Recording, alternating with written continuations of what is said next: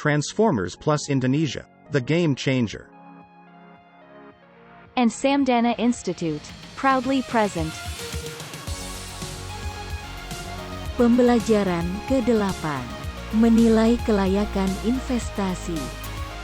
Kita ingat kembali definisi investasi sebagaimana pada pembelajaran sebelumnya, yaitu penanaman aset tertentu untuk mendapatkan pengembalian pada masa mendatang. Kita juga ingat, investasi dapat dilihat dari jenis aktivanya, yaitu aktiva real seperti setup usaha komunitas, dan investasi pada aktiva non-real seperti pembelian saham dan sejenisnya. Keputusan investasi mempunyai dimensi waktu jangka panjang, sehingga keputusan yang diambil harus dipertimbangkan dengan baik karena mempunyai konsekuensi berjangka panjang pula. Perencanaan terhadap keputusan investasi sangat penting karena beberapa alasan sebagai berikut. Pertama, dana yang dikeluarkan untuk keperluan investasi relatif besar dan pada umumnya tidak dapat diperoleh kembali dalam jangka pendek. Kedua, keputusan investasi ini diharapkan memperoleh penerimaan yang dihasilkan dari investasi tersebut yang dapat menutup biaya-biaya yang dikeluarkannya. Ketiga, keputusan investasi berjangka panjang, sehingga kesalahan dalam pengambilan keputusan akan mempunyai akibat yang panjang dan berat.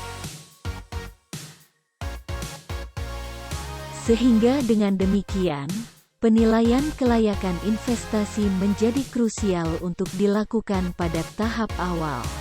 Penilaian kelayakan investasi terdiri dari beberapa aspek yang mencakup.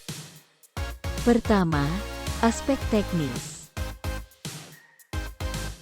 Dalam aspek teknis misalnya, kemampuan untuk mendapatkan dan mengelola bahan baku. Aspek teknis berikutnya terkait dengan kemampuan pelaku usaha untuk melakukan kegiatan produksi atau pengolahan dengan standar tertentu. Aspek teknis berikutnya adalah kemampuan sebuah usaha untuk mengelola limbah dan memastikan dampak lingkungan sekecil mungkin. Dan aspek teknis yang penting juga adalah kapabilitas manajerial pengelola usaha. Dari hasil penapisan awal aspek teknis, pelaku usaha harus melakukan penilaian mandiri untuk menentukan seberapa memungkinkan investasi dilakukan dari sisi teknisnya. Kedua, menilai kelayakan aspek hukum. Analisis kelayakan investasi pada aspek hukum biasanya terkait dengan identifikasi mandiri untuk menilai apakah usaha yang dilakukan tidak dilarang secara aturan hukum. Aspek hukum nantinya juga akan berkembang seiring dengan pertumbuhan usaha, misalnya kebutuhan untuk memiliki NPWP, legalitas lembaga dan hal lainnya. Namun pada tahap paling awal akan mencakup hal yang paling mendasar seperti kategori usaha dan model operasionalisasi apakah secara hukum tidak bertentangan. Anda bisa menyimak gambar yang ditampilkan untuk contoh penapisan awal aspek hukum, di mana dalam kasus ini usaha mebel tidak dapat diterima karena operasinya melanggar hukum.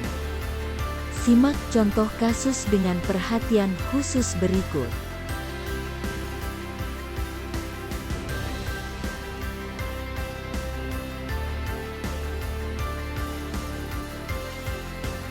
Kita cukupkan dulu pembelajaran kita kali ini. Kita akan bertemu kembali pada bagian selanjutnya untuk membahas kelayakan investasi pada aspek ekonomi dan finansial. Sampai jumpa.